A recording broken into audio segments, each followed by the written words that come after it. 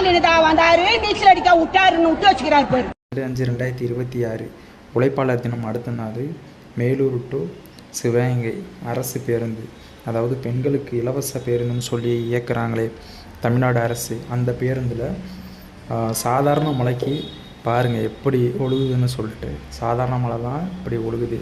இதில் எப்படி பயணிக்கிறது? இலவசம்னு பெண்களுக்கு சொல்கிறாங்க, ஆண்கள் காசு கொடுத்தா போகிறோம். அப்படி இலவசம் கொடுக்குறாங்க, பாதுகாப்பான பேருந்து தானே கொடுக்கணும். இப்போது ஒழுகுன அப்புறம் தான் நமக்கு தெரியுது அதில் வந்து மழை பெஞ்சதுனால லீக்கேஜ் ஆகுது அப்படின்னு சொல்லிட்டு. இயந்திர கோளாறுனா நம்மளால் கண்டுபிடிக்க முடியுமா? அப்படி தெரியாமல் தானே நம்மளும் அதில் நம்பிக்கையோடு பயணிக்கிறோம். அந்த நம்ம உயிருக்கு உத்தரவாதம் கொடுக்குறது அரசோட கடமை தானே.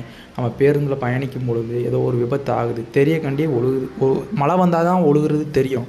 அதே மாதிரியா ஆக்சிடெண்ட் ஆனால் தான் நமக்கு இந்த மாதிரி பழுது இருந்தது தெரியுன்ற நிலைமைக்கு இந்த அரசு பேருந்து இருக்குது. இதை நம்ம எப்படி சரி செய்யணும்னு நமக்கும் தெரியலை, நம்மளை சுற்றி இருக்கிற ஓட்டு போடுறவங்களுக்கும் தெரியல. இலவசம்ன்ற ஒரு பேரில் இலவசம் கொடுத்தால் போதும் அப்படின்னு ஓட்டு போட்டால் இப்படி தான் ஆகும். இலவசத்தை நம்பி நம்ம எப்போவும் அதிகமாக போனோம்னா அது ஆபத்தை நோக்கி தான் போய் கொண்டு இருக்கிறோம்.